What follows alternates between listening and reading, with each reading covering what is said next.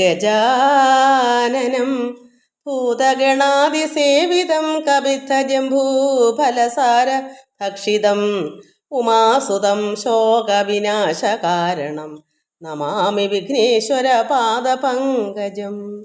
യാ കുന്ദേന്ദു തുഷാരഹാരധവള യാ ശുഭ്രവസ്ത്രാവൃത യാ വീണാവര ദണ്ഡമണ്ഡിതപരാ യാ ശ്വേതപദ്മാസന യാ ബ്രഹ്മാർച്ചുത ശങ്കര പ്രഭൃതിഭർ ദേവൈ സദാ പൂജിത സാ മാം പാതു സരസ്വതി ഭഗവതി നിശേഷജാഡ്യാപഹ. ഓം ഗുരുബ്രഹ്മ ഗുരുർവിഷ്ണു ഗുരുദേവോ മഹേശ്വര ഗുരു സാക്ഷാത് പരബ്രഹ്മ തസ്മൈ ശ്രീ ഗുരവേ നമ. എല്ലാ ദൈവമക്കൾക്കും എൻ്റെ വിനീതമായ പ്രണാമം. എല്ലാവർക്കും സമാധാനം, ശാന്തി, ദൈവകൃപ, ആയുരാരോഗ്യം, ഈ ലോക നന്മകളും ഈശ്വരകൃപയും എല്ലാം നൽകണമെന്ന് പ്രാർത്ഥിക്കുന്നു. എല്ലാ മക്കളെയും ഭഗവാനിൽ അർപ്പിക്കുന്നു. എല്ലാവർക്കും സമാധാനം ഉണ്ടാകണം. ജയ അനിൽ, രുക്മിണി മോഹൻ, ബിജി ബിജു, നിർമ്മല പവിത്രൻ, ശ്രീല, നിർമ്മല രമേഷ്, ജഗദമ്മ, പ്രസന്ന, ഗീതാ നായർ, രാധാ ശിവാനന്ദൻ, താര മനോജ്, ജയശ്രീ ബാബു, ഇനി അല്ലാതെ ഒരുപാട് മക്കൾ, എല്ലാവരെയും ഭഗവാനിൽ അർപ്പിക്കുന്നു. പ്രത്യേകിച്ച് ഈ കമൻസ് എന്ന മക്കൾ, പല മക്കൾ എന്നെ വിളിച്ചിട്ടുണ്ട്, ആനന്ദം അനുഭവിക്കുന്നു, ദർശനങ്ങൾ കാണുന്നു, ഭഗവാൻ ഓരോരോ കാര്യങ്ങൾ നിറവേറ്റി കൊടുക്കുന്നതായിട്ട് മക്കളെല്ലാം എന്നോട് പറയുന്നുണ്ട്. അവർക്ക് പ്രത്യേകം ഭഗവാനിൽ അർപ്പിക്കുന്നു. ഇതെല്ലാം ഈശ്വര കൃപയാണല്ലോ. ഭക്തമക്കൾ ഈശ്വരനെ കൂടുതൽ അറിയുക. അപ്പോൾ എല്ലാ കാര്യങ്ങളും ആനന്ദവും സമാധാനവും ശാന്തിയൊക്കെ ഉണ്ടാകും. രോഗങ്ങളുള്ളവരുടെ രോഗങ്ങളെല്ലാം മാറ്റി ഭഗവത് കൃപയാൽ എല്ലാവർക്കും അസുഖമില്ലാത്തൊരവസ്ഥ, ശാന്തത ഇതെല്ലാം ഈശ്വര കൃപയിൽ കൂടെ കിട്ടുള്ളൂ. അതിനാണ് നമ്മളെല്ലാം ഈശ്വരാർപ്പണമായി എന്ത് കർമ്മവും. അതുകൊണ്ടാണ് ഞാൻ തന്നെ എൻ്റെ ഒരു കർമ്മമാണല്ലോ. ഇതും ഒരു ഈശ്വരൻ്റെ ഒരു ദാസൻ എന്ന് പറയുന്നത്.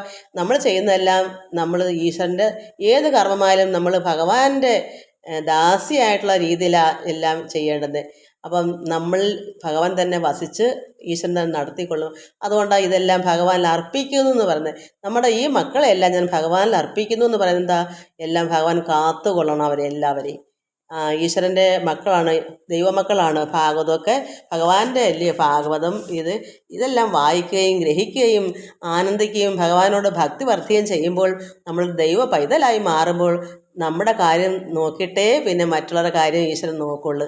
അതുകൊണ്ടാണ് ഭക്തനിലും ഭക്തൻ ഭഗവാനിലെന്ന് പറയുന്നത്. നമ്മൾ ഭക്തി കൊണ്ട് പ്രേമമാകുന്ന സ്നേഹം, അത് പ്രേമമാകുന്ന ഭക്തിയിൽ നമ്മൾ ഭഗവാനെല്ലാം അർപ്പിക്കുക. എല്ലാവർക്കും ശാന്തി സമാധാനവും ഉണ്ടാകും. എന്താവശ്യമുണ്ടോ അതെല്ലാം നമ്മൾ ഭാവന ചെയ്താൽ മതി. ഭഗവാൻ അതെല്ലാം നൽകിയിരിക്കും ഉറപ്പായും. എല്ലാവർക്കും നമസ്കാരം. നമുക്ക് അല്പം നാമം ചൊല്ലിയിട്ട് ഭാഗവതം വായിക്കാം.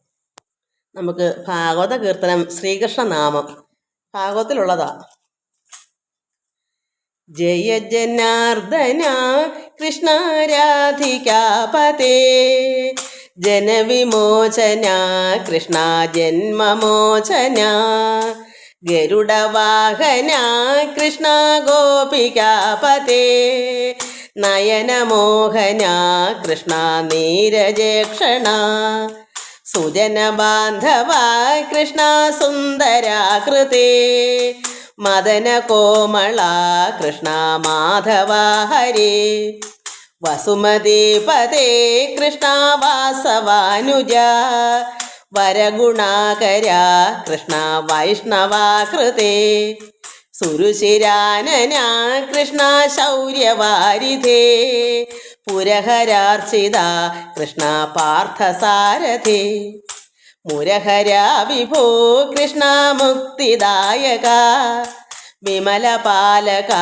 കൃഷ്ണ വല്ലഭീപതേ കമലലോചന കൃഷ്ണ കാമദായക വിമലഗാത്രവ കൃഷ്ണ ഭക്തവത്സല ചരണപല്ലവം കൃഷ്ണ തരുണകോമളം കുവലയേഷണ കൃഷ്ണ കോമളാകൃതി തവ പദാംബുജം കൃഷ്ണ ശരണമേകണി ഭുവനനായക കൃഷ്ണ പാവനാകൃതി ഗുണഗണോജ്വല കൃഷ്ണ നളിനലോചന പ്രണയവാരിധി കൃഷ്ണ ഗുണഗണാകര രാമസോദര കൃഷ്ണ ദീനവത്സല കാമസുന്ദര കൃഷ്ണ പാഹി സർവദാ നരകനാശന കൃഷ്ണ നരസഖാജയ ദേവകീസുതാ കൃഷ്ണ കാരുണ്യാംബുധേ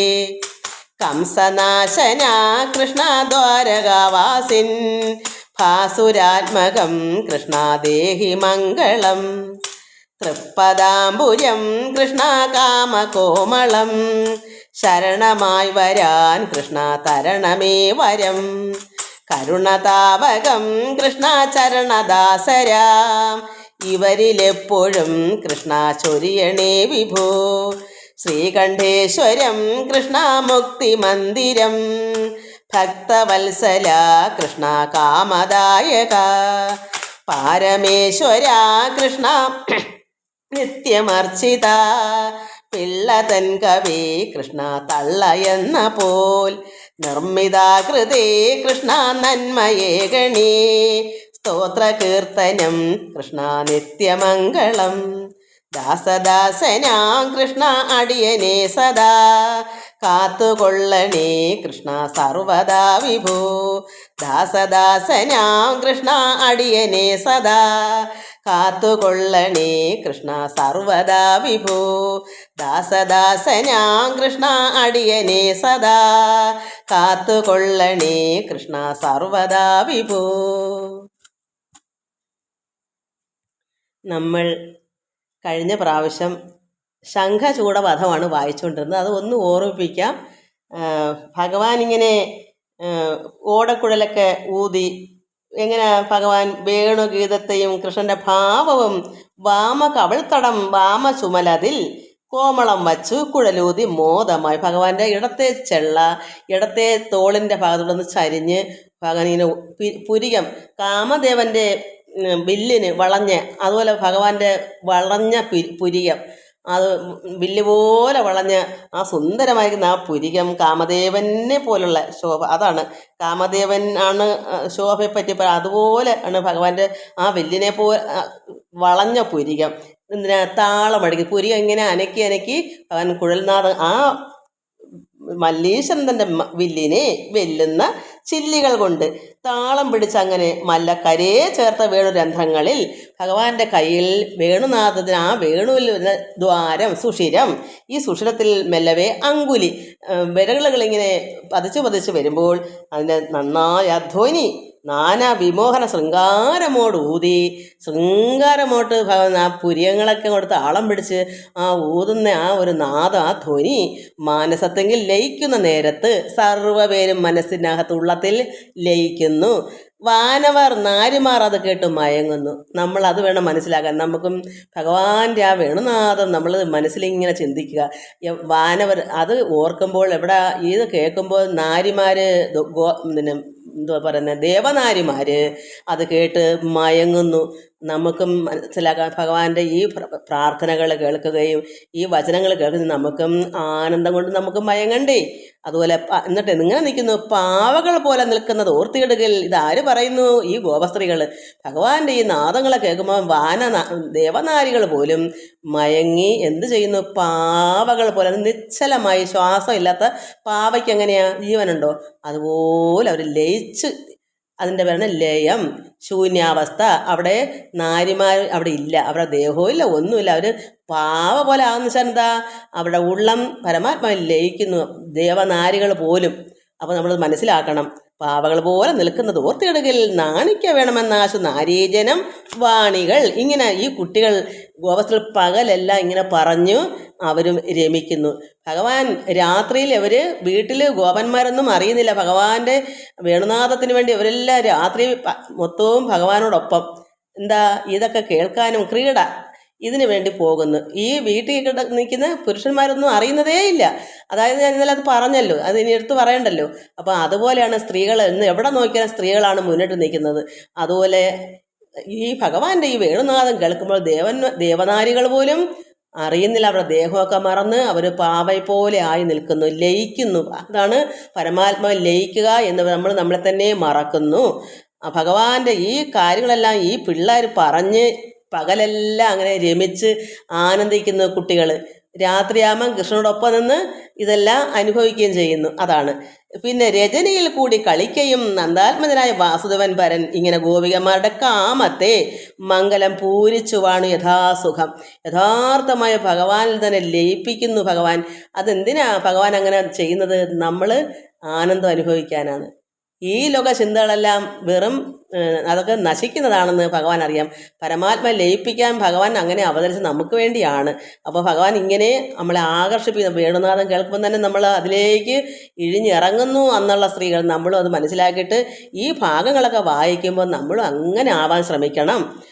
മായാമയൻ തന്നെ വേണുഗീതത്തെയും ആയമാരുള്ള സംയോഗ ലീലയും ഈ കുട്ടികളോടുള്ള ഈ ഭഗവാന്റെ ഈ ചേർച്ച, ഭഗവാന്റെ പുറമേയുള്ള അകത്ത് പരമാത്മാവിന് യാതൊരു സംഘവുമില്ല. അത് നമ്മൾ മനസ്സിലാക്കണം. ഈശ്വരൻ പരമാത്മസ്വരൂപമാണ്, ആത്മസ്വരൂപമാണ്. കാരണം ഭഗവാന് രൂപമില്ലാത്തയാണ്. നമുക്ക് വേണ്ടി ഇവിടെ ശരീരം മായ കൊണ്ട് എടുത്തതാണ്. നമ്മളെ എന്തിനു വേണ്ടിയാ? നന്നാക്കാൻ വേണ്ടി, ആനന്ദിപ്പിക്കാൻ. നമുക്കൊരു മാമുനിയായി മാറണ്ടേ, ഒരു ഭഗവാന്റെ അംശമായി മാറണ്ടേ, ഒരു ദൈവ പൈതലാവണ്ടേ, നമ്മൾ ആനന്ദം അനുഭവിക്കണ്ടേ? അതുകൊണ്ടാണ്. അതുകൊണ്ട് അങ്ങനെ മായാമയൻ തന്നെ വേണുഗീതത്തെയും ആയമാരും നമ്മളെപ്പോലുള്ള സ്ത്രീകളുള്ള സംയോഗ ലീലയും മനുഷ്യ മൃഗ തൃണാദ്യങ്ങളെ ദേവദേവൻ വേണുഗാന വിലാസത്ത് കൊണ്ട് സന്തോഷം വളർത്തിയ മാനസമൊക്കെ നമ്മുടെ മനസ്സിനെ, ഈ കുട്ടികളുടെ മനസ്സൊക്കെ നാദബിന്ദുവാത്മൻ തൻ വശമാക്കി. അപ്പോൾ ഭഗവാൻ അതാണ് മാനസ ചോരൻ എന്ന് ഭഗവാൻ പറയും. കള്ളൻ, മനസ്സിനെ കവർന്നവൻ, ഗോപസ്ത്രീയുടെ മനസ്സിനെ കവർന്നവൻ. അതിനാണ് നമ്മൾ ഒരു ഗോപസ്ത്രീ നമ്മുടെ മനസ്സിനെയും ഭഗവാൻ കവർന്നുകൊണ്ടാണല്ലോ നമുക്ക് ഇതിലേക്ക് ഇത്രേ താല്പര്യം ഉണ്ടായത് നമ്മളും ചിന്തിക്കണം. അപ്പോൾ നമ്മൾ എന്ത് ചിന്തിക്കണം? ഭഗവാനെ എൻ്റെ മനസ്സ് ഭഗവാൻ കവർന്നെടുത്തോ, അല്ലെങ്കിൽ പിന്നെ എനിക്ക് ഇത്ര ഇഷ്ടം എന്താ വന്നത്? അത് നമ്മൾ ചിന്തിക്കണം. ഭാഗവതം വായിക്കുമ്പോൾ എന്താ എനിക്ക് ഇനിയും കേൾക്കണം തോന്നുന്നു, എൻ്റെ മനസ്സും ഭഗവാൻ ആകർഷിച്ചെടുത്ത് കാണും നമ്മൾ ചിന്തിക്കുക. ഭഗവാൻ ഇങ്ങനെ മോദം വളർത്തവർ മാനസമൊക്കെ എല്ലാ സ്ത്രീകളുടെയും എല്ലാം ആ മനസ്സിനെ ഭഗവാൻ കവർന്നെടുത്ത് എങ്ങനെയാ നാദബിന്ദുവാത്മൻ താൻ വശമാക്കി. ആ നാദം കൊണ്ട് ഭഗവാൻ നമ്മളെ, ഈ ജനങ്ങളെല്ലാം നമ്മൾക്കുൾപ്പെടെ നമ്മളും ഉണ്ട്, അങ്ങനെ വശമാക്കി വെച്ച് ആനന്ദഭക്തികൾ. അപ്പം മനസ്സിലാക്കണം, ആനന്ദഭക്തിക്ക് വേണ്ടി മനസ്സിലാക്കണം. അപ്പം നമുക്ക് ഈ ചിലരുണ്ടല്ലേ, എവിടെ നിന്ന് ഒരക്ഷരം വായിച്ച് ഒരു വാക്ക് വായിച്ചിട്ട് അത് വെച്ചങ്ങ് പിടിക്കും. ഭഗവാൻ അങ്ങനെ പെണ്ണുങ്ങളെല്ലാം ഇങ്ങനെ പിന്നെ എന്തോ പറയുന്നേ, വശമാക്കിയില്ലയോ. പക്ഷെ ഇവിടെ എന്താ? ആനന്ദഭക്തികൾ നൽകിയത് ഓർക്കിലോ, പരമാത്മാവിൽ ലയിച്ച് ഭക്തി വർദ്ധിപ്പിക്കുന്നത് ഓർക്കിലോ. ഇതാണ് മനസ്സിലാക്കണേ. അപ്പോൾ എന്തിനു വേണ്ടിയാ? നമുക്ക് ഭഗവാൻ ആനന്ദ സ്വരൂപനാണെങ്കിൽ നമ്മെപ്പോലുള്ള ഭക്തന്മാരുണ്ടെങ്കിൽ ഭക്തയായാലും ഭക്തനായാലും അവരെ ഭഗവാൻ ഏറ്റെടുക്കും. എങ്ങനെയാ? ആകർഷിക്കും. ഭഗവാന്റെ ഓരോ ഈ ഭാഗത്തിലെ വചനങ്ങൾ മതിയല്ല നമ്മളെ ആകർഷിക്കാൻ. ഞാൻ എങ്ങനെയാണല്ലോ ആകർഷിച്ചത് ഭഗവാനിൽ. ഇത് കേൾക്കുമ്പോൾ ഇതിൽ കൂടെ ആനന്ദിച്ച് കരഞ്ഞും വിളിച്ചും ഭഗവാനിലങ്ങ് ചേരുന്ന എന്താ? നമ്മളങ്ങനെ ആകുമ്പോഴാണ്. അപ്പോൾ ആനന്ദ ഭക്തികൾ നൽകിയത് ഓർത്താൽ മാനവേന്ദ്ര പറവാൻ പണി നിർണയം. ഇത് പറയാൻ അവർണ്ണനീയമാണ്, ഇത് പറഞ്ഞറിയിക്കാൻ പറ്റുന്നതല്ല എന്നിവിടെ ശുഗമഹാമുനി പരീക്ഷത്തിനോട് പറയുന്ന ഇതാണ് സംഭവം. ഇതിൻ്റെ യഥാർത്ഥം മനസ്സിലാക്കാതാണ് ഭഗവാനെ കുറ്റം പറയുന്നത്. മാനസ ചോരന വെച്ചെന്താ? ഭഗവാന്റെ ഈ ലീലകൾ കണ്ട ആരാ ഭഗവാനെ ആകർഷിക്കാത്തത്? അത് തന്നെയാണ് സംഭവം. നമുക്ക് ഇനി അരിഷ്ട അസുരവധം വായിക്കാം. അരിഷ്ടൻ എന്ന് പറഞ്ഞ അസുരനാണ്, അത് കംസന്റെ ഭൃത്യനാണ്. ഈ ഭൃത്യനായ അരിഷ്ടൻ ഒരു കാളയായിട്ട് നന്ദഗോപരുടെ വ്രജത്തിൽ എല്ലാവരെയും ഭയപ്പെടുത്താൻ ചെല്ലുന്നു. കാരണം കിട്ടുന്ന അവസരം നോക്കി ഭഗവാനെ വധിക്കണ്ടേ. അതിന് കംസൻ ഭൃത്യനായ അരിഷ്ടനെ കാളരൂപത്തിൽ പറഞ്ഞു വിടുകയാണ്. നമ്മൾക്ക് വായിക്കാം. ഘോരനാം കംസന്റെ ഭൃത്യൻ അരിഷ്ടനും ഘോര വൃഷരൂപമായി വ്രജം പൊക്കിതു വൃഷകാള. ആകാശമാർഗേ ഗമിക്കുന്ന മേഘങ്ങൾ പാകാരി വൈരി വൃഷത്തിൻ കഴുത്ത് അതിൽ പർവ്വതമെന്ന് നനച്ചു വസിക്കുന്നു.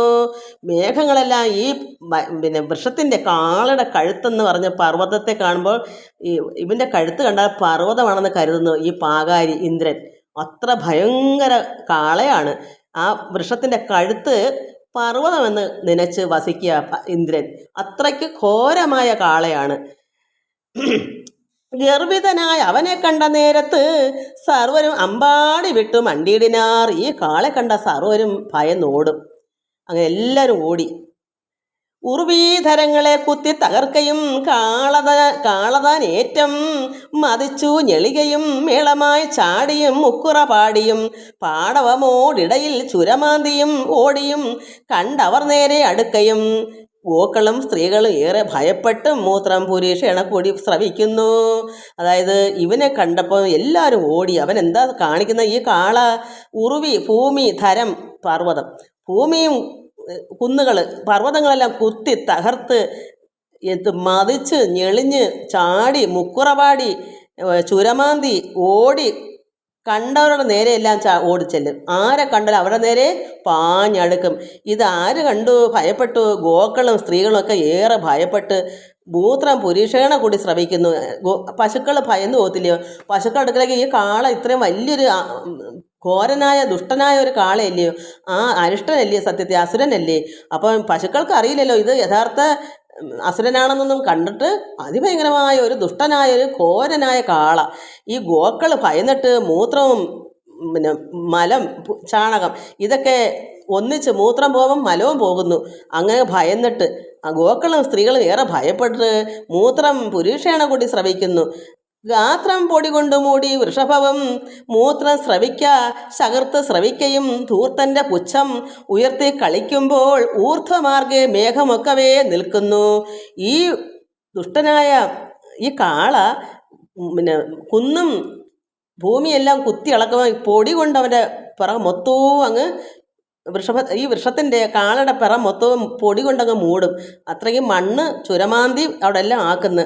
മൂത്രം സ്രവിക്കുന്നു, ശകൃത്ത് സ്രവിക്കുന്നു. ഈ ധൂർത്തനായ കാളയുടെ പുച്ഛം വാല് ഉയർത്തിക്കൊണ്ടാണ് ചാടി ഓടുന്നത് കളിക്കുമ്പോൾ. ഊർധ്വമാർഗേ മുകളിലേക്ക് മാർഗേ എന്തു വരുന്നു? മേഘമൊക്കവേ നിൽക്കുന്നു. മേഘങ്ങളൊക്കെ അനങ്ങാതെ നിൽക്കുന്നു ഇവൻ്റെ ചാട്ടവും തകർപ്പും കണ്ടപ്പോൾ. കുന്നുകൾ കുത്തിയെറിയുന്നു കൊമ്പിനാൽ മനിടം കീഴ്മേൽ മറിക്കുന്നു ദുഷ്ടനും. മണ്ണിടച്ച ഭൂമി മൊത്തവും കിളച്ച് മറിക്കുന്നു. അടിയിൽ കിടക്കുന്ന മണ്ണ് മുകളിൽ വരുന്നു. അത്രയ്ക്കും കൊമ്പ് കൊണ്ട് കുത്തി ഇളക്കി മറിക്കുന്നു. നേത്രം ചെമപ്പിച്ചു കാണും ജനത്തിൻ്റെ നേത്രം മിഴിച്ചിമയ്ക്കുന്നതിന് മുന്നമേ പാഞ്ഞടുക്കുന്ന അത് കണ്ട് ഗോപാലരും പാഞ്ഞു. ബലഭദ്ര കൃഷ്ണന്മാർ അന്തികെ ചെന്ന് ഭയത്തോട് ചൊല്ലിനാർ. ഈ കണ്ണെല്ലാം ചുമപ്പിച്ചുകൊണ്ട് വന്നിട്ട് ജനങ്ങളുടെ നേത്രം മിഴിച്ച് ഒരു കണ്ണടയ്ക്കുന്ന സമയം കൊണ്ട്, കണ്ണൊന്ന് ഇമ തട്ടുന്ന സമയം കൊണ്ട് അവൻ എന്ത് ചെയ്യുന്നു?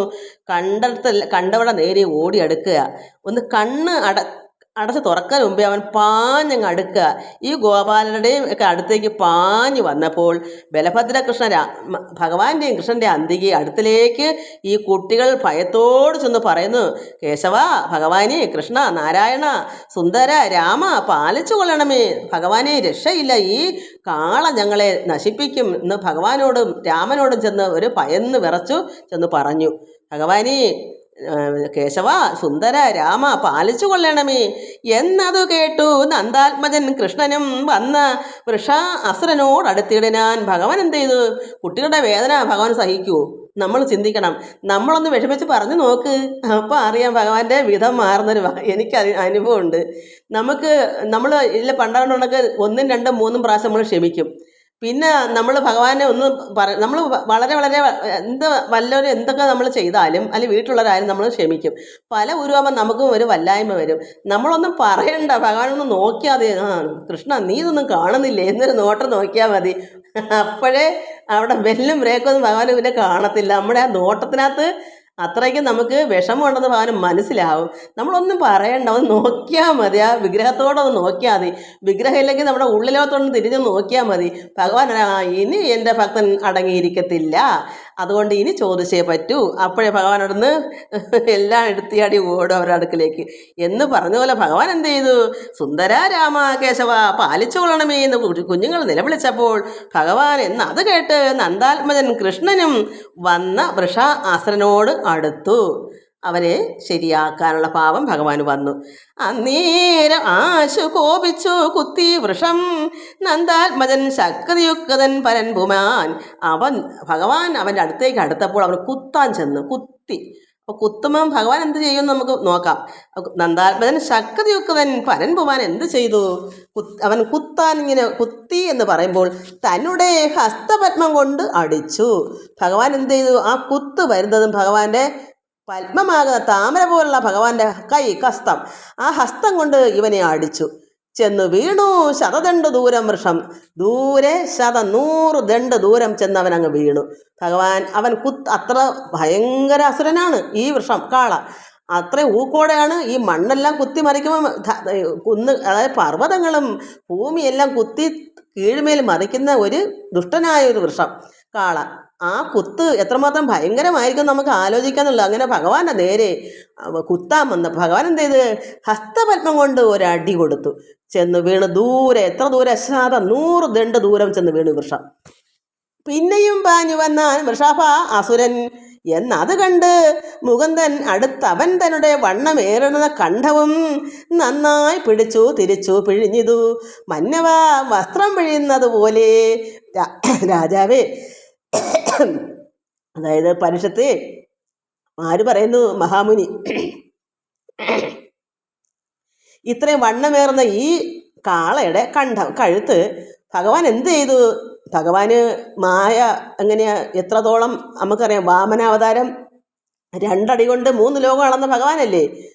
ഇവൻ്റെ കഴുത്ത് എത്ര വണ്ണമുണ്ടാലും ഭഗവാൻ അതുപോലെ അങ്ങ് വണ്ണിച്ചാൽ വളർന്നാൽ പോരെ. അവൻ്റെ കഴുത്ത് നമ്മുടെ വസ്ത്രം എങ്ങനെ തിരിച്ചും പിരിച്ചും പിഴിഞ്ഞല്ലേ മുറുക്കുന്നത്. ഭഗവാൻ അതുപോലെ വസ്ത്രം പിഴിയുന്ന പോലെ അവൻ്റെ കഴുത്ത് പിരിച്ച് തിരിച്ചങ്ങ് പിഴിഞ്ഞ്. ഘോരവൃഷഭം മരിച്ചു തതുനേരം പാരം ആനന്ദിച്ചു നന്ദാദി ഗോപരും. വാനവർ ദാനവൻ ചത്ത സന്തോഷേണ മാനിച്ചു വാരിച്ചൊരിഞ്ഞതു പൂമലർ. ഇങ്ങനെ ഭഗവാൻ കഴുത്ത് പിടിച്ചൊരു തിരിപ്പ് തിരിച്ചപ്പോൾ അവൻ അപ്പോഴേ ചത്തു വീണു. പാരം ആനന്ദിച്ചു. ആരാ? നന്ദാദി ഗോപന്മാരും നന്ദഗോപരും എല്ലാവരും സന്തോഷിച്ച് ആനന്ദിച്ചു. വാനവരോ, അതായത് ദേവന്മാരോ, ഈ ദാനവനായ ദുഷ്ടൻ ചത്ത സന്തോഷേണ. ദാനവൻ വെച്ചാൽ അസുരൻ, വാനവർ വെച്ചാൽ ദേവന്മാര് ഈ ദാനവൻ ഈ കാള ചത്ത സന്തോഷം കൊണ്ട് മാനിച്ചു വാരിച്ചൊരിഞ്ഞ് പൂമലർ. ഭഗവാനെ അങ്ങോട്ട് അവർ പുഷ്പവൃഷ്ടി നടത്തി. ദേവദേവേശനെ വാഴ്ത്തി സ്തുതിച്ചൊരു ദേവകൾ സന്തോഷമോട് വാണിടിനാർ. അവർ സന്തോഷത്തിൽ വാഴ്ത്തി സ്തുതിച്ച് പൂമലരൊക്കെ അർച്ചിച്ചിട്ട് അവർ സന്തോഷം കൊണ്ട് അവിടെ കഴിയുന്നു. കാരണം ഈ ദുഷ്ടൻ മരിച്ച സന്തോഷം.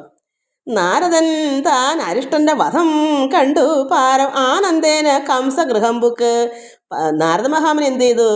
ഇത്രയും ദുഷ്ടനായ ഈ കാളെ ഒന്ന് കഴുത്തൊന്ന് പിരിച്ചൊന്ന് പിഴിഞ്ഞപ്പോൾ അവനങ്ങ് ചത്തെങ്കിൽ ഭഗവാൻ കൃഷ്ണൻ ഇനി വളർന്നു വലുതായി, ഇനി രഹസ്യമൊക്കെ പൊട്ടിക്കാന്ന് നാരദ മഹാമുനി വിചാരിച്ചു. രഹസ്യമാക്കി വെച്ചേക്കല്ലേ ഭഗവാൻ കൃഷ്ണനെ നന്ദഗോപുര അടുക്കൽ കൊണ്ട് കുഞ്ഞുനാളിലെ പ്രസവത്തിന് അന്ന് തന്നെ വസുദേവരെ കൊണ്ട് വെച്ചിട്ട് അവിടുത്തെ പെൺകുഞ്ഞിനെ കൊണ്ടുവന്ന് ഇപ്പുറത്വമാക്കിയപ്പോൾ രഹസ്യച്ച് വെച്ച് കുട്ടി വളരാൻ. ഇപ്പോൾ ഭഗവാൻ ശക്തിമാനായി വളർന്നു എന്ന് കണ്ടപ്പോൾ ഇനി വെട്ടം പൊട്ടിച്ച് എല്ലാവരും അറിയട്ടെ, കംസൻ ഇത് അറിഞ്ഞെങ്കിലല്ലേ യുദ്ധത്തിന് വരത്തുള്ളൂ, എന്നാലല്ലേ കംസനെ വധിക്കാൻ പറ്റൂ, സമയം അടുത്തിരിക്കുന്നു. നാരദ മഹാമുനി ഇതൊക്കെ വാർത്ത പോലെ നമുക്ക് നാരദ മഹാമുനി ദോഷവും ചെയ്തില്ല. കാരണം നമുക്കറിയാം, നമുക്ക് പണ്ടൊക്കെ എങ്ങനെയായിരുന്നു ഒരു വാർത്ത എവിടെ അറിയുന്നത്? റേഡിയോ വാർത്തയെ കൂടെയൊക്കെയാണ്. അതിനു മുമ്പ് അതും ഇല്ലെങ്കിൽ അങ്ങനെ അറിയാൻ പറ്റത്തില്ല. ഇന്ന് നമുക്ക് ലോകം മൊത്തം നടക്കുന്ന കാര്യങ്ങൾ അറിയാം, എന്താ ഇങ്ങനെ ഉള്ള ചാനൽ വഴിയൊക്കെ. അന്ന് വാർത്ത പറയുന്ന ഈ നാരദ മഹാമുനി, അല്ലാതെ അന്ന് മറ്റ് ഉപകരണങ്ങളൊന്നുമില്ല വാർത്ത പറയാൻ. അതുകൊണ്ട് നാരദ മഹാമുനി ചെന്ന് ഈ ദുഷ്ടൻ മരിച്ചതിന് ശേഷം ആനന്ദത്തേനെ കംസന്റെ ഗൃഹത്തിലേക്ക് പോയി നാരദ മഹാമുനി. എന്നിട്ടോ നാരദൻ വന്നത് കണ്ടൊരു കംസനും പാരാതെ പൂജിച്ചിരുത്തി സിംഹാസനെ വന്ദിച്ചു. കംസനോടാ ഇതം മാമുനി മന്ദമന്ദം അരുൾ ചെയ്തു തുടങ്ങിനാൻ. പതുക്കെയോ പറയും. കാരണം അയാൾ ദേഷ്യപ്പെടുത്തിയ നാരദ മഹാമുനിക്ക് പേടിച്ചവിടെ ഇരിക്കുക. കാരണം അവന് ലെവലുള്ളവനാണോ കംസൻ? ചിലപ്പം വാഴ്ത്ത് നാരദ മഹാമുനി വെട്ടിയാലോ കൃഷ്ണൻ ഇങ്ങനെ ഇവൻ്റെ ശത്രുവാണെന്നങ്ങനെ പറഞ്ഞാൽ അതുകൊണ്ട് പതുക്കെ പറയുവാണ്. എങ്ങനെയാണ് പറയുന്നത്? അദ്ദേഹം കണ്ടപ്പോഴേ പൂജിച്ചൊക്കെ ഇരുത്തി സിംഹാസനത്തിൽ കംസനോടായിട്ട് മാമുനി പറയുന്നു. കംസന്റെ ഗൃഹത്തിൽ നാരദ മഹാമുനി ചെന്നപ്പോൾ സന്തോഷത്തോടെ പൂജിച്ച് നല്ല സിംഹാസനത്തിലൊക്കെ നാരദ മഹാനെ ഇരുത്തിയിട്ട് കംസനോടായി പറഞ്ഞു. മാമുനി എന്താ പറയുന്നത്? മന്ദമന്ദം അരുൾ ചെയ്തു തുടങ്ങിനാൻ. ആരംഭത്തിലേ പതുക്കെ ഒരു സ്നേഹത്തിൽ കൂടി കംസന്റെ പക്ഷം പിടിച്ച് നിന്നൊക്കെ പറയും. കാരണം ദേഷിച്ച് എടുത്തിയാടി ഓടാതിരിക്കാനും നാരദ മഹാമുനിക്കും ജീവനത്തോടെ വരണമല്ലോ. അതുകൊണ്ട് പതുക്കെ തുടങ്ങി. നന്ദാത്മജന്മാർ മുകുന്ദനും രാമനും നിന്നുടെ ശത്രുക്കളെന്നും അറിയ നീ. പതുക്കെ പറയാം. നന്ദാത്മന്മാരുണ്ടല്ലേ കംസ, മുകുന്ദനും രാമനും ഒക്കെ, കൃഷ്ണനും രാമനും ഒക്കെ നിന്റെ ശത്രുക്കളാണെന്ന് നീ മനസ്സിലാക്കണം കേട്ടോ. പതുക്കെയാ പറയുന്നത്. നന്ദാത്മജന്മാർ മുകുന്ദനും രാമനും നിന്നുടെ, അത് കംസന്റെ ശത്രുക്കളെന്ന് നീ അറിയൂ കംസ. ദേവകി തന്നെ കാന്തനാകും വസുദേവൻ അവരുടെ താതൻ അറിയ നീ. ഈ കുട്ടികളുടെ താതനാണ് ഈ ദേവകിയുടെ കാന്തനായ വസുദേവൻ. വസുദേവരാണല്ലോ ദേവയുടെ ഭർത്താവ്. ഈ ഭർത്താവായ വസുദേവര് ഈ കുട്ടിയുടെ പിതാവാണെന്ന് നീ മനസ്സിലാക്കണം കംസ. അവിടെ നീ ശ്രദ്ധിക്കണം, നീ സൂക്ഷിക്കണം. അവർ യഥാർത്ഥത്തിൽ നിന്റെ ശത്രുവാണ്, അത് നീ മനസ്സിലാക്കണം. നീ അറിയാതെ മന്ദനായിട്ട് ഇരുന്ന് പോകരുതേ. ഇതൊക്കെ സന്തോഷത്തോടെ കൂട്ടുകൂടി പറയുകയാണ്. അതുകൊണ്ട് അയാൾക്ക് നാരദ മഹാരാജ് ദേഷ്യം വരത്തില്ല. ദേഷ്യം വരാതിരിക്കാനാണ് മന്ദമന്ദം പതുക്കെ സന്തോഷം ഉള്ളിലുണ്ട് താനും. ആനന്ദത്തോടെ പോയേക്കുന്ന പരമാനന്ദത്തോടെയാണ് ഈ അയാൾ അരിഷ്ടൻ മരിച്ചപ്പോൾ കംസന് അടുത്തേക്ക് പോയേക്കുന്നത്. പക്ഷേ അയാളെ മുമ്പിൽ ചെന്ന് വിനയത്തോട് പതുക്കെ പറയുന്നത്, നിന്റെ ശത്രുവാണ് ഈ കുട്ടികൾ, ഇത് വസുദേവരുടെ മക്കളാണ് ഈ പിള്ളേർ. അതുകൊണ്ട് ദേവൻ അവരുടെ ദേവകി തന്നെ കാന്തനാകും വസുദേവൻ അവരുടെ താതനറിയുന്ന ഈ കുട്ടികളുടെ പിതാവാണ് ഈ വസുദേവര്. ദേവകി സൂനു ദേവേശനാം കൃഷ്ണനും ദേവിയാം രോഹിണീ പുത്രൻ ബലഭദ്രൻ നന്ദന്റെ കയ്യിൽ കൊടുത്തു.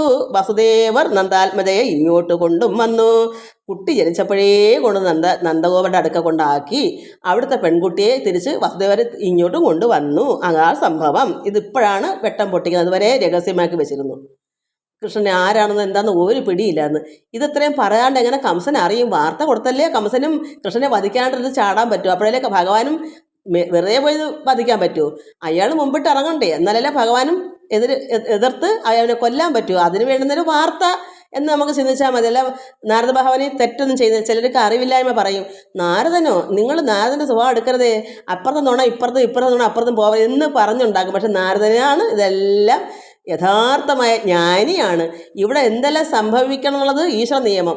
അതിനെ അങ്ങനെ ആക്കി കൊടുക്കാനുള്ള ഒരു നിമിത്തം ഉണ്ടാക്കി വെക്കാനാണ്, വാർത്തയാണ്. നമുക്ക് വാർത്ത അറിയണ്ടേ, അത്രയേ ഉള്ളൂ. അത് നല്ലതാണ്. ഈ നാരദ മഹാമുനി തെറ്റുകാരനല്ല. അറിയാമത്തിന് പറയും നാരദൻ്റെ സ്വഭാവം എന്ന് പറയും, അറിവില്ലായ്മ കൊണ്ട് പറയുന്നതാണ്. ഇതിപ്പം കംസനെ അറിയിച്ചില്ലേ, എങ്ങനെ കംസനെ അറിയും? ഇത്ര നല്ല രഹസ്യമായിട്ട് കൃഷ്ണനെ വളർത്തി ഇത്രയും വലുതുമായി കംസനെ അറിയുന്നില്ലല്ലോ. അപ്പം ഇപ്പോഴാണ് വെട്ടമിടുക. അപ്പം പെൺകുട്ടിയെ തിരിച്ചിവിടെ കൊണ്ട് വന്നു നമ്മം ദേഷ്യം കൂടും. കാരണം സഹോദരി അല്ലയോ ദേവകി. അപ്പം എന്നെ ചതിച്ചില്ലയോ എന്നൊരു ചിന്ത വരുമ്പോൾ എടുത്തിയാടി അവരെയും വെട്ടാൻ ചെല്ലും.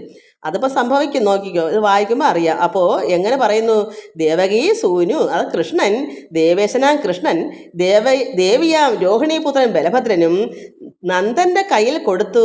വസുദേവർ നന്ദാത്മജയ പെൺകുട്ടിയെ ഇങ്ങോട്ട് കൊണ്ടുവന്നു. നിന്നുടെ കയ്യിൽ സമർപ്പിച്ചതും അവൾ നിന്നോട് വ്യോമനിൽ നിന്ന് പറഞ്ഞതും നന്നായി നിരൂപിക്കുക. സത്യം അത് വിടോ. നീ ഒന്ന് ചിന്തിച്ച് നോക്കൂ. ഒരു പെൺകുട്ടിയല്ലേ നിനക്ക് 8ാമത്തെ പുത്രൻ എന്ന് പറഞ്ഞ് കൊണ്ട് തന്നത്? ആ പെൺകുട്ടി ആരാ? നന്ദഗോപരുടെ മകളാണ്. കൃഷ്ണൻ വസുദേവരുടെ മകൻ അവിടെയും വളരുന്നു. ഈ കുട്ടിയെ നിനക്ക് തരാൻ വേണ്ടി 8ാമത്തെ പുത്രന് പകരം ഈ പുത്രിയെ ഇങ്ങോട്ട് കൊണ്ടുവന്നു. അത് നീ ചിന്തിച്ച് ഒന്ന് ഓർത്ത് നോക്കിയേ എന്ന് ഈ നാരദ മഹാവിന് ഇതാണ് സത്യം. നന്ദാത്മജൻ വിഷ്ണു തന്നെ അംശമാം കൃഷ്ണൻ. അപ്പം നന്ദാത്മനായ ഈ കൃഷ്ണൻ ആരാണ്? വിഷ്ണുവിൻ്റെ അംശമാണ്, നാരായണ അംശമാണ്. ഉന്നതനാം ബലഭദ്രൻ അനന്തനും.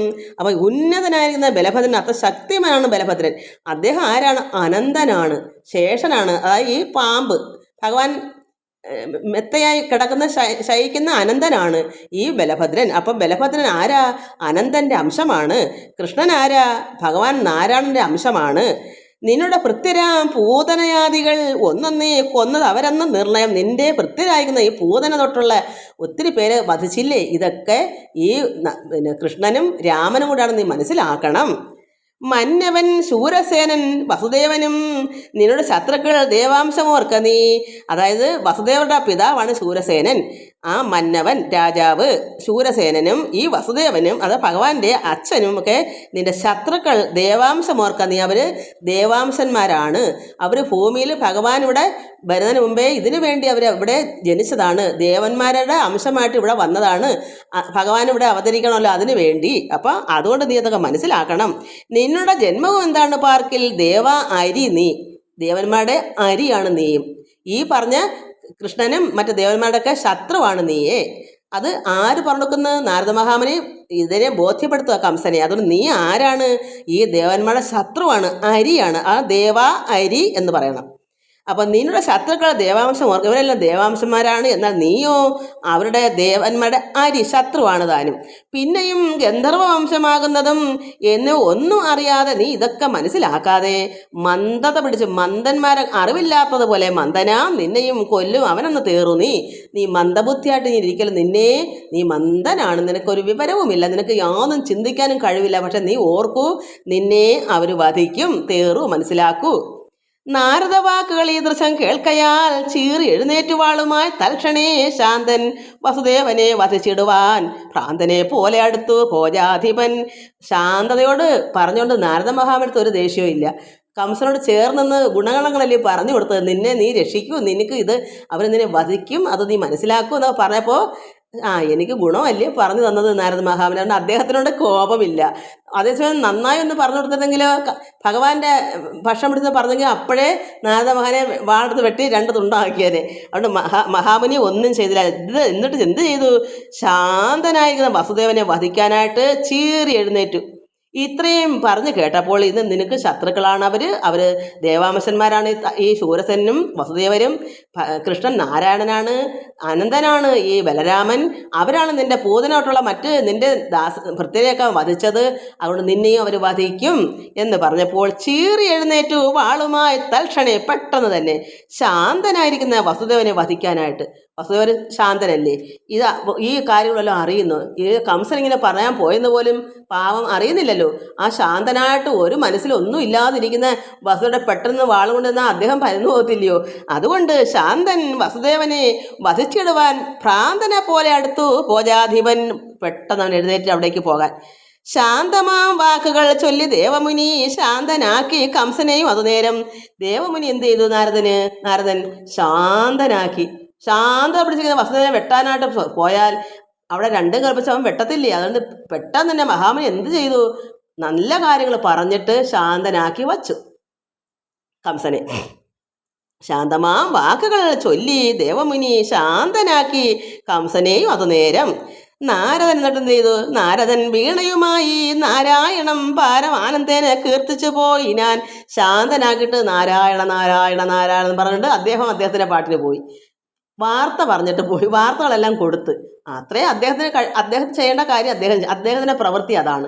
അദ്ദേഹം ചെയ്യേണ്ട കർമ്മം അതാ. അവിടെ ഇവിടെയുള്ള കാര്യങ്ങൾ അങ്ങോട്ടും കൊടുക്കുക. അതാണ്. അതിനൊരാൾ വേണമല്ലോ.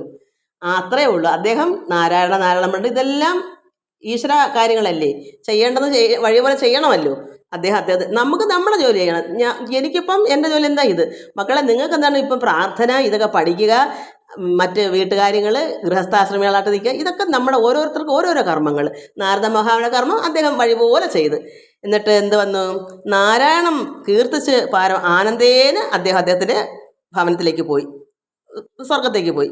പിന്നെ ഭോജാധിപൻ ദേവകി തന്നെയും തന്നുടെ കാന്തൻ വസുദേവൻ തന്നെയും നന്നായി മുറുക്കിനാൻ ചങ്ങല കൊണ്ടവൻ. അദ്ദേഹം എന്ത് ചെയ്തു?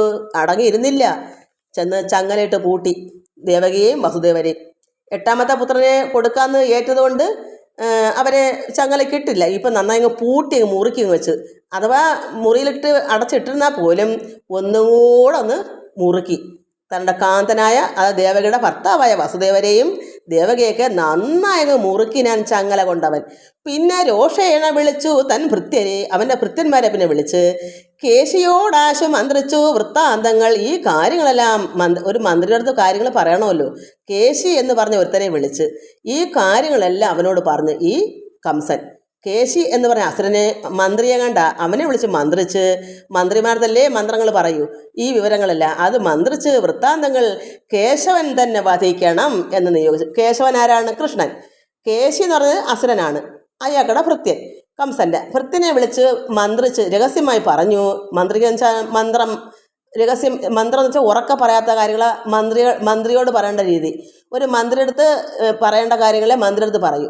അത് മറ്റൊരു കേൾക്കല്ല പറയുന്നത്. അതാണ് മന്ത്രിക്കുക എന്ന് പറയുന്നത്. അല്ലെങ്കിൽ ഉറച്ച് പറയുന്നത്. ഇത് മന്ത്രിച്ച് പറഞ്ഞ് വൃത്താന്തങ്ങളെല്ലാം. കാരണം കൃഷ്ണൻ കൃഷ്ണനും ബലരാമനൊക്കെ ഇങ്ങനെയാണ്, എന്നെ വധിക്കാനാണ് വന്നേക്കുന്നത്, അതുകൊണ്ട് കൃഷ്ണനെ വധിക്കണം. കേശവൻ തന്നെ വധിപ്പാൻ നിയോഗിച്ചു. ഈ കേശിയോട് പറഞ്ഞു. മുഷ്ടിക ചാണൂരനാദിയാം മല്ലരോട് ഇഷ്ടമാമാറ് പറഞ്ഞിതു കംസനും. മുഷ്ടികനും ചാണൂരനും ഇങ്ങനെയുള്ള മല്ലന്മാരോട് കംസൻ പറഞ്ഞു കൃഷ്ണനെ വധിക്കണം. കേശിയോടും കാര്യങ്ങളെല്ലാം പറഞ്ഞു. എന്നുടെ നാശം വരുത്തുവാനായിട്ട് നന്ദവ്രജത്തിൽ നന്ദാത്മജൻ രാമനും കൃഷ്ണനും കൂടി വളരുന്നതെന്നതും വിഷ്ണുവിൻ്റെ അംശം അവരെന്നതും മുനിസത്തമൻ നാരദൻ എന്നോട് അരുൾ ചെയ്തു. ഈ കാര്യങ്ങൾ ഈ അസുരനായ ചാണൂരനോടും മല്ലനോടൊക്കെ പറഞ്ഞു.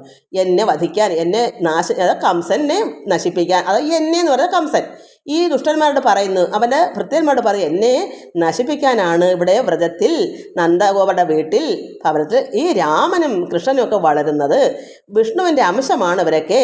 ഇതാര് പറഞ്ഞു? മുനി സത്തമൻ നാരദൻ എന്നോട് അരുൾ ചെയ്തു. ഇതെല്ലാം നാരദ മഹാമുനി പറഞ്ഞതാണ്. സത്യമതെന്ന് അറിഞ്ഞിടുവൻ നിങ്ങളിത് മനസ്സിലാക്കുക, ഇത് സത്യമാണ്. അതുകൊണ്ട് നിങ്ങൾ എന്ത് ചെയ്യണം? ഏവം വചനങ്ങൾ കേട്ടൊരു മന്ത്രികൾ ഭാവം നടിച്ചു പറഞ്ഞത് അതുനേരം. അവരെന്താ പറഞ്ഞ് തിരിച്ചാ പറയുന്നത്, ഇത് സത്യമാണ്, എന്നെ കൊല്ലാനാണ് അവർ അവിടെ വളരുവാണ്, ഇത് വസുദേവരുടെ മകനാണെന്നും പിന്നെ ദേവാംശമാണ് വസുദേവരും ഒക്കെ ഭഗവാൻ നാരായണൻ്റെ അംശമാണ് കൃഷ്ണനെന്നും ഇതെല്ലാം നാരദ മഹാന് പറയും സത്യം തന്നെയാണ്, എന്നെ വധിക്കാനാണ് അവരുടെ വളരുന്നത്. ഇത് പറഞ്ഞപ്പോൾ ഈ മന്ത്രികൾ എന്ത് പറഞ്ഞു? വചനങ്ങൾ കേട്ടപ്പോൾ ഭാവം നടിച്ചു പറഞ്ഞത്. അതുവരെ എന്തോ ഒരു ഭാവം കേട്ട് പറയും, ഓ നമ്മയും ശങ്കിച്ചു പറഞ്ഞ താപസൻ നമ്മുടെ മുമ്പിൽ പറയുമ്പോൾ സത്യം, ഇതൊക്കെ ചുമ്മാതാ, അയാളൊരു മുനി, ഇതൊക്കെ ചുമ്മാതാ, ഇതൊന്നും ഈ താപസം പറഞ്ഞതൊന്നും ശരിയല്ല എന്ന് ഈ മന്ത്രിമാർ ഈ കംസനോട് പറഞ്ഞു. നമ്മയും ശങ്കിച്ചു പോരുന്ന ഈ താപസൻ, ഈ നാരദ മഹാമുനി നമ്മുടെ മുമ്പിൽ പറയുമ്പോൾ സത്യം, ദേവകൾ ചൊന്നത് സത്യമായാൽ അത് കാരണം എന്താ സത്യമായില്ലത്? പണ്ട് അശ്ലീല വാക്യം കംസൻ്റെ മരണം, നിന്നെ ദേവകിയുടെ 8ാമത്തെ പുത്രൻ നിന്നെ വധിക്കും എന്ന അശ്ലീല വാക്യം പറഞ്ഞിട്ട് എന്താ 8ാമത്തെ പുത്രൻ പിന്നെ പെണ്ണായി വന്നില്ലേ? അതാണ് അവർ ചോദിക്കുന്നത്. ആ അശ്ലീലവാക്യം സത്യമായോ? അതുകൊണ്ട് ഇതും വിശ്വസിക്കണ്ട, ചുമ്മാതാ. നാരദ മഹാമുനി വെറുതെ പറയുന്നതാ. ദേവന്മാർ പോലും അശ്ലീലവാക്യം പറഞ്ഞിട്ട് അത് സംഭവിച്ചില്ല. ഒരു പെൺകുട്ടിയല്ലയോ, അന്ന് കാലേപ്പടി തൂക്കി അടിച്ചപ്പം മേലോട്ട് വഴുതിപ്പോയി ആ കന്യക, ആ കുഞ്ഞ് ദേവിയായിട്ട് അങ്ങ് പാറി. അപ്പം അവർ പറഞ്ഞത് എന്തിനാ വിശ്വസിക്കുന്നത്? ദേവന്മാർ പോലും അശ്ലീലവാക്യം പറഞ്ഞിട്ട് പോലും അത് സംഭവിച്ചില്ല. 8ാമത്തെ പുത്രനല്ല, പുത്രിയാണ് വന്നത്. അതുകൊണ്ട് ഇതും അതുപോലെ തന്നെയാണ്, അത് കൂട്ടാക്കേണ്ട, ഇതൊക്കെ വെറുതെയാണ്. അതുകൊണ്ട് ദേവകൾ ചൊന്നത് സത്യമായില്ല, അത് വേദാന്തക പ്രഭോ ദേവന്മാരുടെ അന്തകനായ കംസരാജാവേ പ്രഭോ തോന്നുന്നതില്ലയോ എന്ന് മനസ്സിലാക്കൂ. അന്ന് പറഞ്ഞിട്ട് 8ാമത്തെ പുത്രിയായി പോയില്ലേ, അത് പുത്രനുള്ള എന്താണ് പുത്രിയാവാൻ കാരണം? പക്ഷേ ഇവിടെ അങ്ങോട്ടും മാറ്റി വിവരം ഇവർ അറിയുന്നില്ല. അതുകൊണ്ടാണ് അവർ പറയുന്നത്. അതുകൊണ്ട് അഷ്ടമബാലൻ യുവതിയായി വന്നത്, ഒരു പെൺകുട്ടിയായി വന്നതും പൊട്ടരല്ലോ ദേവമാമുനിമാർകൾ. അതുകൊണ്ട് അവരെല്ലാം പൊട്ടന്മാരായി. ദേവന്മാരും പൊട്ടനാണ്, ഈ മാമുനിയും പൊട്ടനാണ്. അവരൊന്നും പറഞ്ഞത് ശരിയല്ല. 8ാമത്തെ പുത്രൻ എന്ന് പറഞ്ഞിട്ട് എന്താ പുത്രി ആയിപ്പോയത്? അതുകൊണ്ട് ഇവർ പൊട്ടന്മാരാ. അവർ പറഞ്ഞതൊന്നും ശരി. എന്താ കാരണം? വേദവിഭ്രാന്തരായി. ഇത് സത്വഗുണം ഏറിയിരിക്കുകയാണല്ലോ ഇത് ദേവന്മാർക്ക്. അങ്ങനെയൊക്കെ വിഭ്രാന്തി പിടിച്ചു പോകേണ്ട, എന്തൊക്കെയോ അങ്ങ് പൊലമ്പുവാ, എന്തൊക്കെയോ പറയുന്നു. പക്ഷേ എല്ലാം തിരിച്ചാണ്. വധിക്കാൻ 8ാമത്തെ പുത്രൻ വരുമെന്ന് പറഞ്ഞിട്ട് പെൺകുട്ടിയായിപ്പോയി. അതുകൊണ്ട് അവർക്ക് വിഭ്രാന്തി പിടിച്ചു പോയി. സത്വ സ്വഭാവം, സത്വഗുണമാണല്ലോ ദേവന്മാർക്ക്, അസുരന്മാർക്ക് തമോ ഗുണമാണ്. അതുകൊണ്ട് ഇവർ സത്വഗുണം കൊണ്ട് അവരുടെ ചേതസ് മനസ്സ് വേദിച്ച് ശൂന്യം, അവർക്കെല്ലാം അവരുടെ ഉള്ളൊക്കെ തകർന്നിരിക്കുക, അവർ ഭ്രാന്ത് പിടിച്ച് നടക്കുക. അവർ പറഞ്ഞൊക്കെ ശരിയൊന്നും അല്ല. അതുകൊണ്ട് ഇതൊന്നും വിശ്വസിക്കേണ്ട എന്ന് കംസനോട് ഈ മന്ത്രിമാർ പറഞ്ഞു. അതുകൊണ്ട് അവർ വേദിച്ചു, ചേതസ് മനസ്സ് ശൂന്യം അവർക്കെല്ലാം. ശ്രേഷ്ഠനാം സിംഹത്തെ കൊല്ലുന്നു ജംബുകം നാട്ടിൽ ഈ വണ്ണം പറയുന്ന അതുപോലെയാണെന്ന്. കാരണം എന്തെങ്കിലും നടക്കുന്നൊരു കാര്യമാണ് സിംഹത്തെ ജംബുകം കൊല്ലാൻ. പക്ഷെ പാട്ട് പറയുന്നത് എന്താ? സിംഹത്തെ കൊന്നു ജംബുകം. പക്ഷെ നടക്കാത്ത കാര്യമല്ലേ. ശ്രേഷ്ഠനാകുന്ന സിംഹത്തിനെ എങ്ങനെ ജംബുകം കൊല്ലാൻ പറ്റും? അതായത് ഇത്രയും ഗാംഭീര്യമായ ഈ കംസനെ, ഈ ഒരു എന്താ പറയുക, ഗോഷ്ഠവാസിയായ കൃഷ്ണൻ എങ്ങനെ കൊല്ലും? വനത്തിലല്ലേ കഴിയുന്നത്, പശുക്കളല്ലേ മേയ്ക്കുന്നത്, ഒരു ഓടക്കൂടല്ലേ ഉള്ളു കയ്യിൽ, ഒരു ആയുധം പോലും ഇല്ല. അത് വെറുതെ പറയുന്നതാ. അത് കേട്ട് പേടിക്കൊന്നും വേണ്ട, വിഷമിക്കേണ്ട, അത് ചുമ്മാതാ. കാരണം സിംഹത്തെ കൊല്ലാൻ ഒരു ജംബുകത്തിന് പറ്റുമോ? ശ്രേഷ്ഠനായിരിക്കുന്ന സിംഹത്തെ കൊല്ലാൻ ജംബുകം നാട്ടിലിങ്ങനെ പറയുന്നുണ്ട്, പക്ഷെ നടക്കാത്ത കാര്യം. കംസൻ അതുപോലെ ഒരു സിംഹമാണ്. അത്ര ശ്രേഷ്ഠനായ ഒരു സിംഹത്തിന് തുല്യമാണ് ഈ കംസൻ. എങ്ങനെ ഈ കൃഷ്ണന് വധിക്കാൻ പറ്റും? അതുകൊണ്ട് ഇങ്ങനെ പറച്ചിലേ നടക്കൂ. അതായത് കാട്ടിൽ പശുക്കളെ മേച്ച് കഴിയുന്ന കാട്ടാളർ പോൽ നിരാധാരികളാകുന്ന ഗോഷ്ടവാസർ രാമകൃഷ്ണന്മാർ ഭവാനെന്ന് കോട്ടം വരുത്തുവാനാളെന്നും ചൊന്നതും ശ്രേഷ്ഠമതേ. പരമാർത്ഥമായും വരത്തില്ല. കാരണം ഇവർ കാട്ടാളന്മാരെ പോലെ നിരാധാരികളാണ്. അവർക്ക് ആയുധങ്ങളില്ല. അവരെവിടെ വസിക്കുന്നു? കാട്ടിൽ. എന്ത് ചെയ്യുന്നു? ജോലി. പശുക്കളെ മേയ്ക്കുന്നു. ദിവസം നേരം വെളുത്ത ഇരുട്ടോളം സന്ധ്യോളം കാട്ടിലല്ലേ, പശുക്കളല്ലേ മേയ്പ്പ്. അവർക്ക് നിരാധാരികൾ. അവർക്ക് എന്തെങ്കിലും ആയുധങ്ങളുണ്ടോ? അവരെങ്ങനെ ഈ ശ്രേഷ്ഠനായിരിക്കുന്ന ഈ കംസനെ എങ്ങനെ അവർക്ക് വധിക്കാൻ പറ്റും? അതുകൊണ്ട് അവർ കാട്ടാളർ പോലെയല്ലേ നിരാധാരികളാകുന്ന ഗോഷ്ടവാസർ, കാട്ടുമനുഷ്യരുടെ കണക്ക് കഴിയുന്ന ഈ രാമകൃഷ്ണന്മാർ ഭവാൻ എന്ന് കോട്ടം വരുത്തുവാൻ ആളെന്ന് ചൊന്നത്, ഈ കംസനെ ഇങ്ങനെ വധിക്കുമെന്ന് പറയുന്നത് ശ്രേഷ്ഠമതേ. ഇത് പരമാർത്ഥമായും വരത്തില്ല. ഇത് പരമാർത്ഥമല്ല. ഇത് തെറ്റിപ്പോരുത്. പരമാർത്ഥമായും എന്ന് നീട്ടുന്നത് വരത്തില്ല. പരമാർത്ഥമായും വരും എന്ന് പറഞ്ഞാൽ അത് അങ്ങനെ ശരിയുള്ളൂ. അതുകൊണ്ട് ഇത് ശരിയായിട്ട് വരുന്നൊരു കാര്യമല്ല, ഇത് വെറുതെയാണ് എന്ന് അവർ പറഞ്ഞു കൊടുത്തു. അതുകൊണ്ട് നിങ്ങളത് വിശ്വസിക്കേണ്ട. ഇത് ഒരിക്കലും ഈ സിംഹത്തിൻ്റെ കണക്ക് ഗാംഭീര്യമായിട്ട് ശ്രേഷ്ഠമായിട്ടുള്ള ഈ കംസനെ, ഈ രാജാവായിരിക്കുന്ന ആര് കടലും ഭയക്കുന്ന കംസനെ കൊല്ലാൻ ഈ ഒരു കുട്ടിയായിരിക്കുന്ന ഈ ഇവർ കാട്ടാളന്മാരെ പോലെ വനത്തിൽ കഴിയുന്ന ഈ ഗോഷ്ടവാസികൾക്ക് എങ്ങനെ പറ്റും ശ്രേഷ്ഠനായിരിക്കുന്ന കംസനെ വധിക്കാൻ? അതായത് സിംഹത്തെ വധിക്കാൻ ജംബുകത്തിന് കഴിയൂ എങ്കിൽ നാട്ടിലെല്ലാം പാട്ടെന്തുവാ? ജംബുകം സിംഹത്തിനെ വധിച്ചു എന്ന് പറച്ചിലേ നടക്കാത്ത കാര്യമാണ്. അതുകൊണ്ട് ഇത് വെറുതെയാണ് എന്ന് ഈ മന്ത്രിമാർ കംസന് പറഞ്ഞ് ഓതി കൊടുക്കുന്നു. നമുക്കിനി അടുത്ത പ്രാവശ്യം വായിക്കാം. എല്ലാവർക്കും നമസ്കാരം. മനസ്സിലായി കാണുമെന്ന് വിചാരിക്കുന്നു മക്കളെ. ഹരി ഓം, ഹരി ഓം, ഹരി ഓം.